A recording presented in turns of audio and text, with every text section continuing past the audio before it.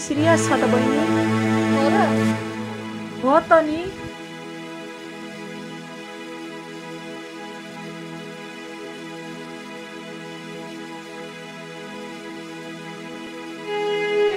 Doctor साहब उहाँलाई के भयो?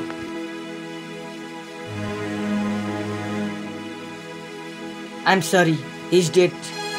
आधी घन्टा मात्रै अगाडि ल्याउनु भएको तपाईँले बिरामीलाई बचाउन सकिन्थ्यो। अहिले निकै क्रिटिकल भइसकेको छ।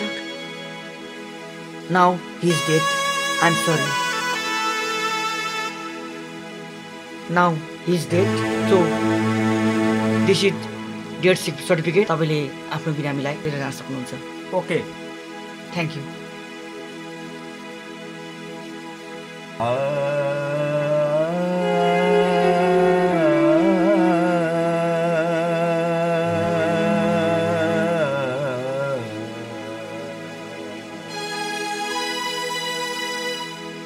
सरी तपाईहरु ढिलो आउनुभयो। अलिक पहिला आउनु भएको भए के गर्न सकिन्थ्यो। मसँग आउनुहोस् अहिले तपाईँ।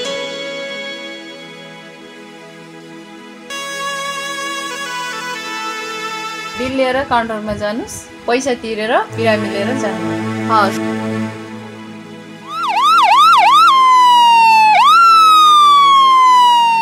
सिस्टर यता आउनुस् त। हजुर दबाई लगिदिनु पर्यो हस्पिटल। जहाँबाट ल्याउनु भएको त्यही लगिदिनु। जबसम्म लाग्छ तबसम्म पैसाको आश छ। हो सही कुरा हो।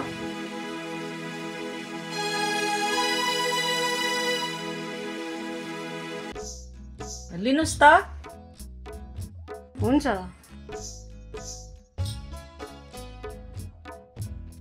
सर यो दबाई लिनुहोस् त।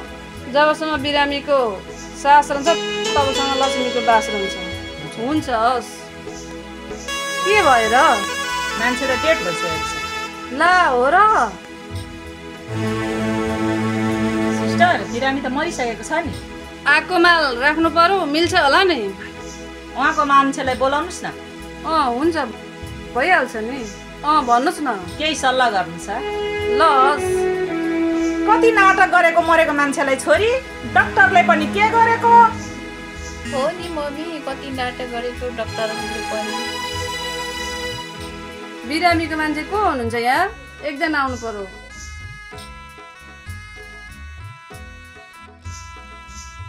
तपाईँको मान्छे सिरियस छ। टाउकोमा ब्लड जमेको छ। बाहिरबाट डाक्टर मगाउनु पर्ने हुन्छ। रकम बढी लाग्छ। के गर्नुहुन्छ? हुन्छ डाक्टर, भगवानलाई बोलाउनुहोस्। मेरो छोरालाई जसरी पनि बचाइदिनुहोस्। म पैसाको तयारी गर्छु। पैसाको चिन्ता नलिनुहोस्, तर मेरो छोरालाई बचाइदिनुहोस्। Hello hello doctor Bhetuwal sir. हजुर म डाक्टर राधा बोलेको। यहाँ एउटा बिरामी टाउकोमा ब्लड जमेर पर्ने अवस्था छ। तपाईँको टाइम निकाल्न सकिन्छ? म अहिले इन्डोनेसियाको डिस्ट्रिक्ट हस्पिटलमा कार्यरत छु। मलाई पनि यहाँ अहिले फुर्सद निकाल्नुपर्छ। आज त मेरो उपस्थिति त्यहाँ हुन सक्दैन, भोलि मात्रै हुन सक्छ। हुन्छ। हस्। जन्मेदेखि मरेसम्म कस्तो खालको मान्छे हो बा? चाहिन्छ नि धन औषधि सबै मिले। डाक्टर राधा, यो त डेट भइसकेको बडी रहेछ। यसमा त कुनै दमै छैन। यो त गनाइसकेको बडी छ। यो यति टाढा इन्डोनेसियाबाट बोलाउनु भयो। यसमा तपाईँहरूको लापरवाही होइन र? आइसकेकोलाई हामी त गर्नै पर्यो। डेड बडीलाई अब के गर्नुहुन्छ? कसरी सल्टाउनुहुन्छ? सल्टाउँछौँ सर, हामी सल्टाउँछौँ। दबाई लिएर आउनुहोस् त। बिरामी सिरियस केस छ। छिटो आउनुहोस्। डाक्टर साहब यो दबाई दिनु त। हवस् 2 मिनट पर्खनुहोस्, दिँदैछु।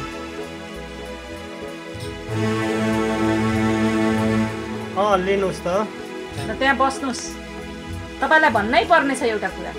बिरामी यति सिरियस छ, तपाईँ यति ढिलो आइपुग्ने? हो डाक्टर, मेरो भाइ सिरियस छ भनेर मलाई थाहै छ। हाम्रो भाइलाई बचाइदिनुहोस् न डाक्टर। म भित्र जान सक्छु? डिस्टर्ब नगर्नुहोस् है, तपाईँ यहीँ बस्नुहोस्। केही कुरा भन औषधि सबै मिले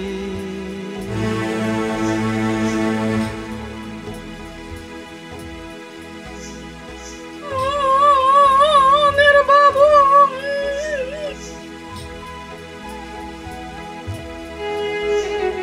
डाक्टर राधा, यो पेसेन्टमाथि तपाईँहरूको राम्रो व्यवहार भएन।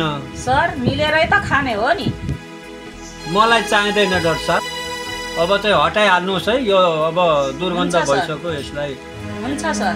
तपाईँ त फस्नुभयो डाक्टर साहब। म सानो दर्जाको मान्छे, मलाई पनि फसाउनु भयो। मेरो नोकरी नै जानुभयो, बर्बादै हुने भयो। अब चाहिँ यो नाटक सकियो। हामी धेरै विश्वास गरेका थियौँ भगवानको रूपमा एउटा डाक्टर हुँदो रहेछ भनेर। किन यसरी गर्नुभयो? हाम्रो बिरामीको साथ, हाम्रो समाजको चेलाचेलीको साथ किन भन्नुहोस्? अब सब यसको जिम्मेवारी हो। डेट भएको एउटा हस्पिटलमा, डेट भएको त्यो हस्पिटलमा, यो हस्पिटलमा त मोरेकलाई पनि छोड्नु भएन। म धेरै प्रयास गरेँ सर, त्यही पनि अब सफल भयो।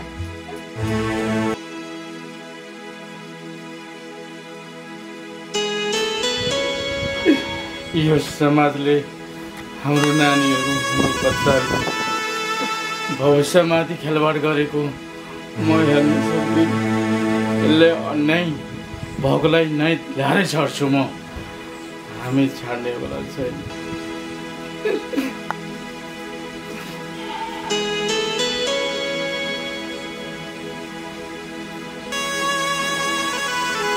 के हुँदैछ यो समाज? कसरी एउटा डाक्टरप्रति विश्वास गर्नु? हामीले भगवान रूपी रूपमा हामी मान्ने गरेका छौँ, तर वास्तवमा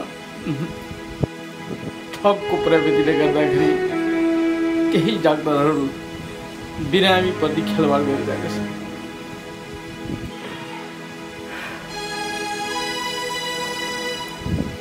प्रयास त तपाईँ गर्नुभयो गोजीको दाम तान्ने। बिरामी त बचाउने प्रयासै छैन, किनभने बिरामी त अलरेडी नै मरिसकेका थिए। मैले त बीचमा भनेकै थिएँ नि। यो देशमा डाक्टरहरूको बदनाम डाक्टरहरूले नै गरिराख्नु भएको। कसरी हुन्छ? आखिर यही निमुखा जनतासँग त ठग्ने हो। सरकारी हस्पिटलमा डेथ सर्टिफिकेट दिएकोलाई प्राइभेटमा लगेर पनि झुटोको नाटक गरेर दबाई लेखले बनाउने तपाईँहरू। त्यत्रो खर्च गरेर पनि मेरो छोरालाई बचाइदिनु भएन। डाक्टरको नाममा तपाईँहरू कलङ्क हो, कलङ्क हो, कलङ्क हो। यो डेथ सर्टिफिकेट लिएर आएको छु, यो राख्नुहोस्। ल हेर्नुहोस्, तपाईँ यो च्यातेर के गर्नुहुन्छ? मसँग त ओरिजिनल कपी छ। लु बिल लिनुहोस्, 50 लाख तिर्नुहोस्, लास लानुहोस्। ल अब 50 लाख पनि तिर्नु पर्ने। अब यहाँ बवाल मचाउने छ अस्पतालमा है। अब हामी नछोड्ने हो त नि। तपाईँले अब नारा पनि लगाउनु। अब छोड्दिन। अब जबसम्म यस हस्पिटलले 50 लाख रुपियाँ बुझाउँदैन तबसम्म यो लास यहाँबाट हल्लिँदैन। जबकि पेसेन्ट मरिसकेको छ, जानी जानी बताउने कोसिस गर्यो। अब तिमीहरू फैसक्यो, अब तिमीहरूको नाटक सकिसक्यो। अब सक्यो तिमीहरूको नाटक। त्यसैले पेसेन्टको नाममा एलआइसी तिरेको पैसा 50 लाख रुपियाँ जबसम्म बुझाउँदैन यो लास चलिँदैन। र 50 लाख तिरेन भने तिमीहरूको यो हस्पिटल सिल भइदिन्छ। तिमीहरू तब गयो। म्याडम नमस्ते। हजुर भन्नुहोस् त। यहाँ एउटा लासले गर्दाखेरि हस्पिटलमा बवाल भइसकेको छ। अनि त्यो केस तपाईँहरू मिलाउनु भएको छैन अहिलेसम्म? यहाँ आउनु पर्यो। म त्यत्रो सानो केसको लागि यहाँदेखि त्यहाँसम्म पुग्नु? तपाईँहरूको प्रब्लम हो, तपाईँहरू त्यहाँ मिलाउनुहोस्। मलाई फोन गरेर टचअप नगर्नु होला। हस् हस्। हेलो मन्त्रीज्यू। नमस्कार। के छ अनि हाम्रो अन्नदाता जुटाउनुको खबर? तपाईँलाई मैले एउटा सानो काम दिएको थिएँ, त्यो पनि गरिदिनु भएन। मलाई हस्पिटलबाट फोन आइरहेको थियो। हुन्छ भइहाल्छ नि, म गरिदिइहाल्छु। तपाईँहरूलाई मैले यतिसम्म गर्दा पनि तपाईँहरूले त्यत्रो सानो काम गरिदिनु भएन है। हजुर ढुक्क भएर बस्नुहोस्, म गरिदिइहाल्छु नि। स्वास्थ्य मन्त्री भएको के काम त अनि? अब त्यहाँको समस्या के छ तपाईँहरूले समाधान गर्नु होला, मलाई फोन आउनु नपरोस्। हस् त, तपाईँहरूलाई राखेको पालेको यहीको लागि हो। ढुक्क भएर बस्नुहोस्, आनन्द भएर बस्नुहोस्, म सबै गरिदिन्छु, सबै मिलाइदिन्छु। हस् त, धन्यवाद।